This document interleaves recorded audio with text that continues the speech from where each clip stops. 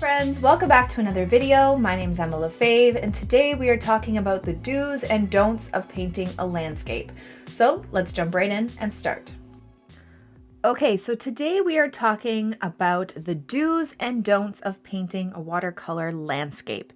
Now, before we get started, I just want to say a little disclaimer that while I'm telling you what to do and what not to do, take it lightly in the sense that just because I do something one way does not mean that's the only way to do it.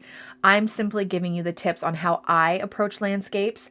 There's definitely more than one way to do it, but today I am just giving you my tips of how I approach landscapes and the things I do and don't. So if your landscapes aren't turning out the way you want them to, or maybe they're not turning out the way that you're following them in the tutorial, these might be the reasons why, okay? So while I say do this and don't do that, take it with a grain of salt. Take it however you want to. Art is subjective. If you want to do it a certain way, do it. But these are just the tips that I have. Okay, so let's jump in. I have my don't side and my do side. I'm painting on Paul Rubens watercolor paper. I have my Winsor Newton Professional Watercolors with me, and I have my Emma Lefebvre Craftimo brushes in our mop or oval wash size, our size 6, 12, and 2 round, water, paper towel, and we're ready to go. Okay, so these are some rules that I live by in order to paint simple landscapes, and that's what we're doing today. My first one is to make sure you are using the appropriate size brush, okay? So if you don't have a larger brush for a background, like a mop brush, or this is actually a mop brush, this is more of an oval wash brush, or if you don't have just like a regular wash brush, I'm trying to find one on my table here. Sorry. Okay. If you don't have a larger brush, you might want to invest in one if you are into painting landscapes. The reason for this is because it covers more area, surface area like backgrounds, skies, water, fields, and it will give more time for your paper to stay wet rather than it drying really fast. So I'm going to show you quickly what a sky is going to look like if you're using a smaller brush. Now, a size 12 is not a bad size. Before I actually had a bunch of different ranges of types of brushes, I would use a size 12 for almost all of my work. So it's not impossible, but you also have to take into consideration the size of your paper. So this is kind of like a regular, I don't know what size this is, 7 by 10 paper that's cut in half. Okay, so for this, a size 12 actually wouldn't be too bad of a size to cover this much surface area. But if I was doing the whole paper, I definitely would not be using a size 12. So I'm going to show you kind of with a size 6 to give you an idea of what it would be like to try and cover this amount of surface area with a smaller brush. So this is a don't, okay?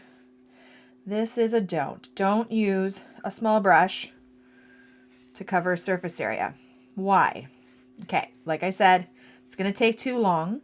Usually when you're doing a sky, you want to go back in, add more color, add some color blends, maybe add some clouds and stuff like that. And if it dries too fast, you're not going to be able to go back and do that. This is also just going to take forever to do. Okay, my other tip with this, which is another don't, my second don't, is don't go in different directions. Don't go up and down and then side to side. Okay, I'll show you, because when it dries, it's going to look weird. Usually when I'm doing a sky or a horizon, I want to go right to left or left to right, back and forth, okay? Because if you are using a smaller brush and maybe even cheaper paper, it's not gonna dry nicely. Okay, this is 100% cotton paper, and there's less of a chance of it looking weird, but see how it's starting to dry there and you're getting marks here already? It's because I'm using a smaller brush and I'm not giving enough time for it to stay wet, because I can't hold a lot of water on here. And that's one thing about using different size brushes that I get asked. How do you know which size brush to use? Well, if you're covering a large surface area, you want a large brush.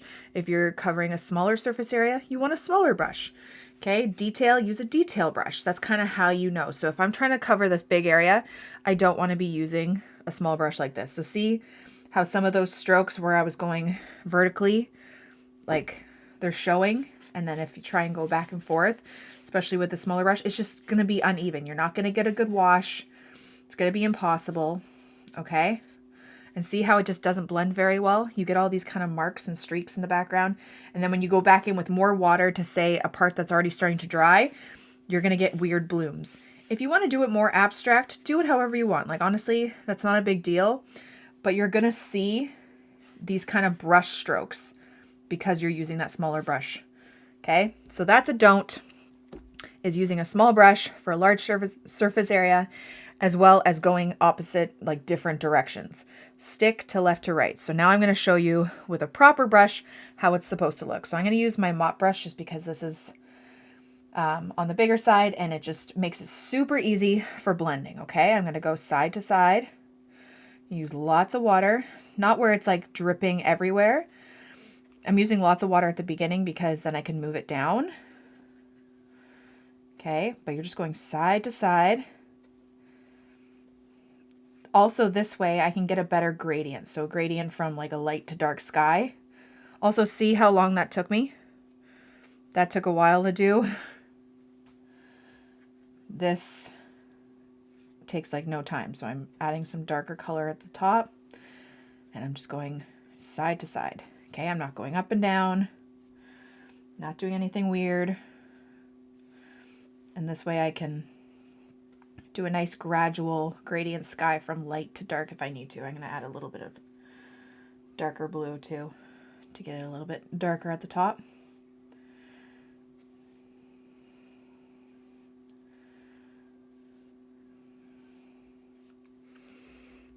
Okay, and you'll see when that dries the difference. This isn't even too bad of an example. Let's do the grass just for fun. Okay, again, just showing you what not to do. Okay, it's also hard to pick up. Like you need quite a lot of paint and water to get all this. And it's hard to pick it up when you have a small brush. Like it's already drying, right? Because you don't pick up enough water and paint, and you just have to keep dipping it back in. So if you only own one brush and it's on the smaller side, you might want to think about getting something bigger. So again, I'm going different ways. Let's try a gradient, okay? So I want to go lighter towards the bottom.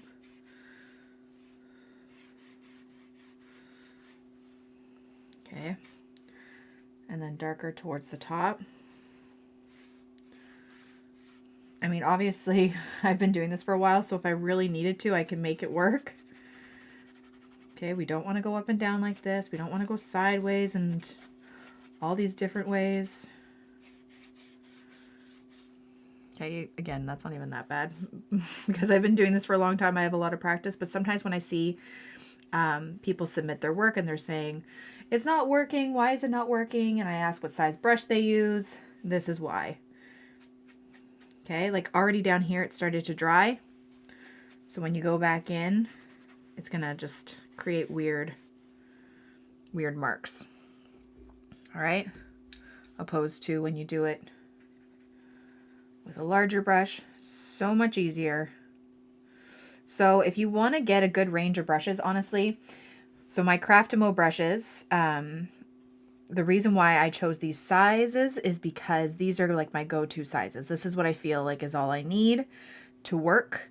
I have a really nice big brush for backgrounds. I have a great size 12 brush that is good for also bigger subjects, but also has a really great point for most of my florals.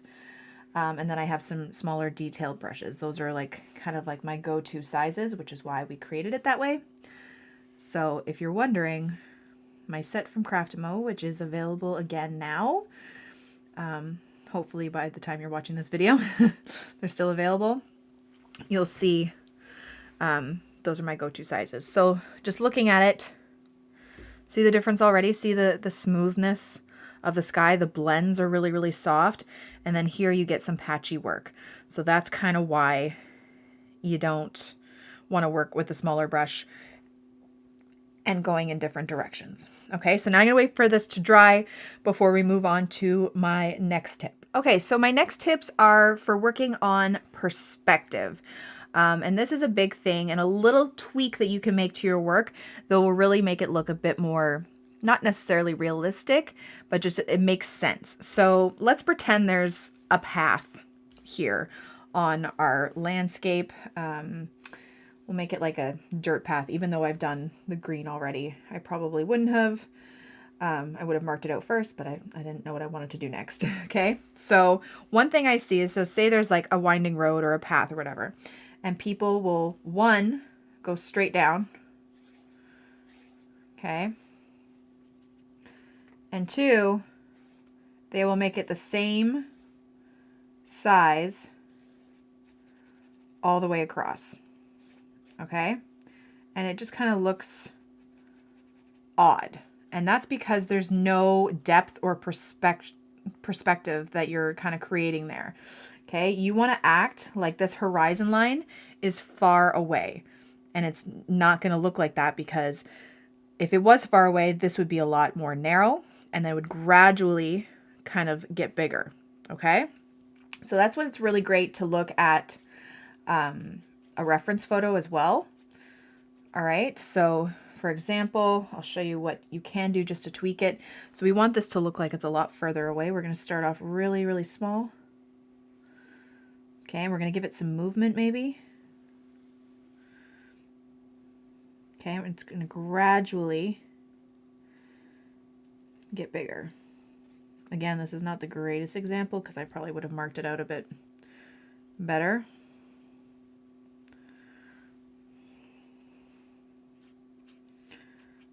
Okay, and also the further away it is, depending on, I don't know, the time of day and all that stuff, that's why I say you should look at a reference photo. The background might be lighter or darker. So let's say, I usually think that the closer it is to you, the darker it is, the more detailed it is. So maybe you could do, like, once it dries a bit better, you could do some more like rocks and pebbles and just making it look a little bit more detailed, like you can actually see the dirt. All right, and then the further away it is, the more blurry it is.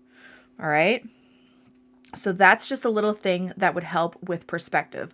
Also, the grass beside it wouldn't all be one color. So that's, again, why we try and create kind of like a gradient. So I will just try and create a bit of a gradient, going from maybe a dark to light or a light to dark. I haven't figured it out yet. Maybe lighter in the background, so we can even, I know I did dark to light originally, but I'm not going to touch the path just because I don't want it to be, I don't want it to bleed. I'm actually going to add water first, and then I'll add my gradient.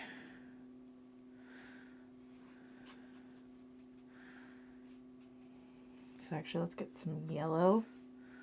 So it's a bit lighter in color back there, and then it's going to slowly get darker. And we'll add a bit more, what's it called? Detail to the foreground. Okay. So see how it's going to gradually get darker as it comes down here.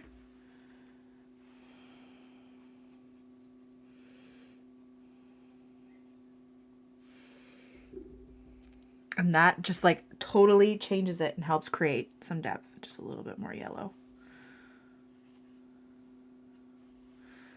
Okay, and I'm going to do the same thing to the other side.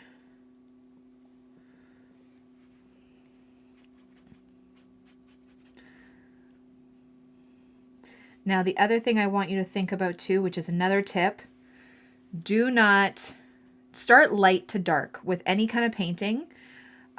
It's best to start light to dark because you can't layer light colors necessarily. This yellow you can, because actually cadmium yellow is pretty opaque. So it goes nicely over green, but it's not like a pure yellow, right? But if you do something dark, so say you do dark trees and then you wanted to do darker trees even further, like in the foreground, you're not going to be able to see them. So you want to definitely go light to dark working on a landscape. Okay, and already see the difference of depth in that picture compared to whatever I did over here. It already looks like it's so much deeper and further away. Okay.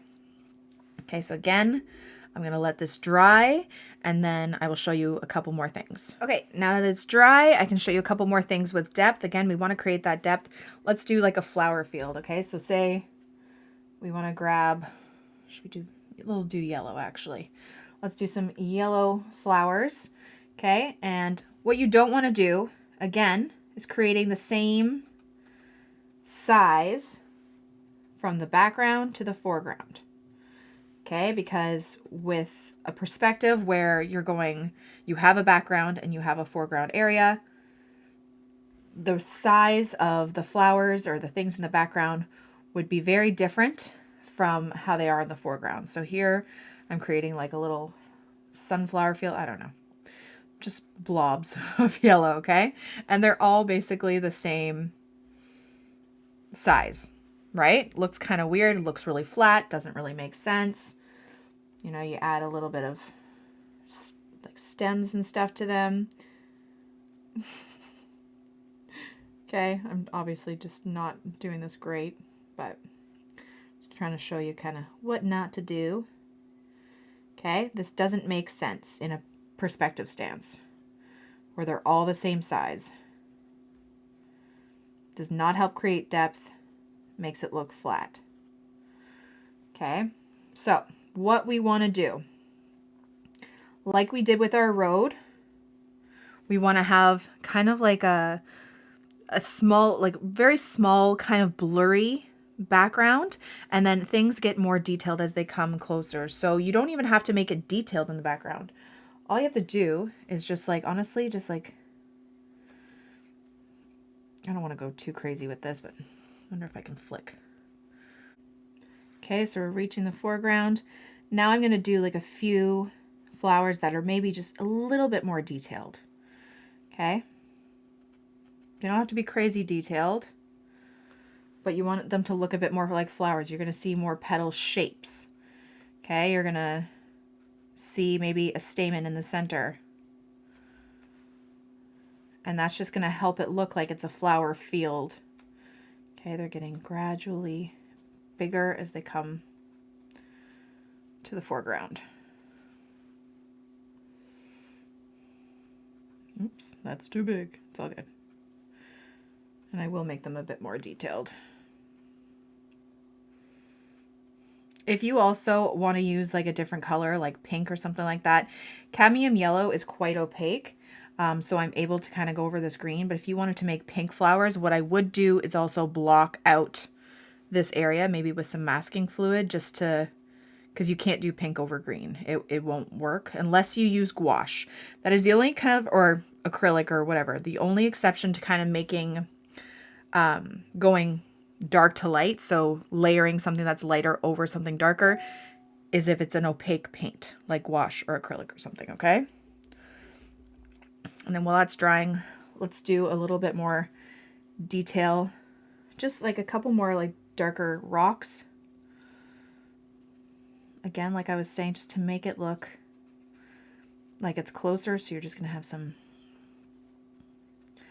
and then it will start to kind of fade out as it moves back. Okay, a lot lighter.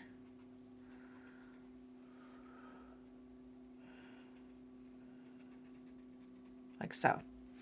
All right, so that's another way to create some depth. And the last way I'm going to show you before I do the detail on the flowers here is with trees. Again, perspective, depth, it has to make sense. So if we do, let's say, you know, like an evergreen tree here, okay? Okay, it's nice, it's cute. But they're all kind of sitting on this line right here, this horizon line.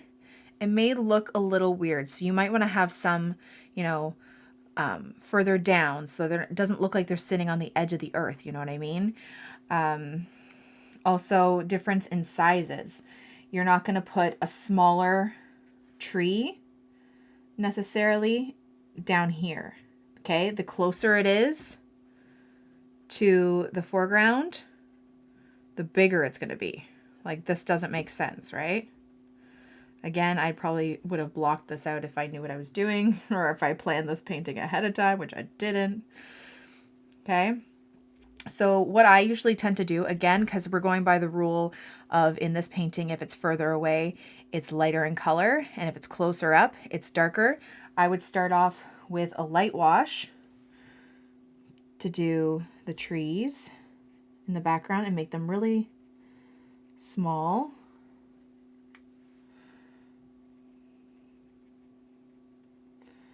Okay, do a couple, and again, they're not sitting on top of that line necessarily, they're coming down a little bit in front. This is not the greatest example. Okay, you can have some coming down a bit further if you wanted.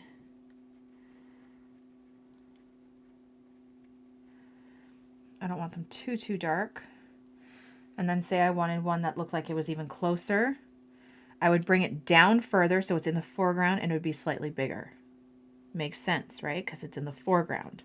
It's closer to us, it's going to be bigger. And I'm going to make it a bit darker, and you can see a couple more of the branches in detail, right? Because again, detail, closer.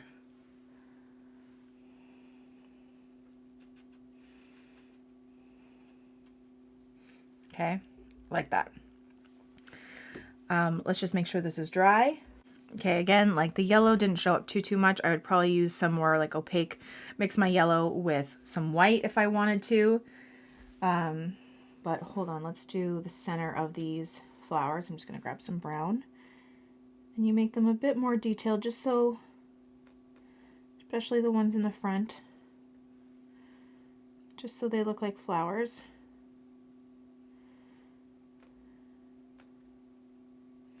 And as they get a little bit further away, you don't have to worry about it too much.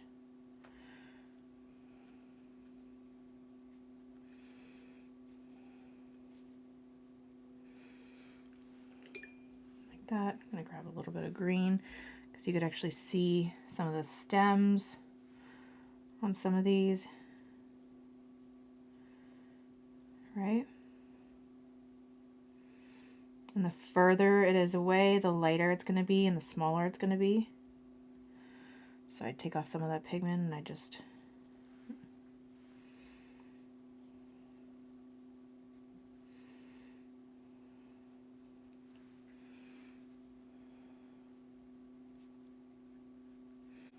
Okay, I'm just going to grab some white ink so I can kind of brighten up some of these flowers. I'm just using Dr. Peach Martin's Bleed Proof White.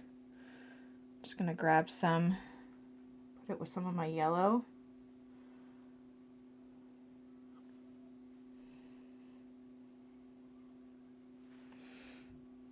Okay, and see how it's opaque? The only time you can layer a lighter color on top of a darker color is when it's an opaque paint or you've kind of blocked it out with masking fluid or something. Okay.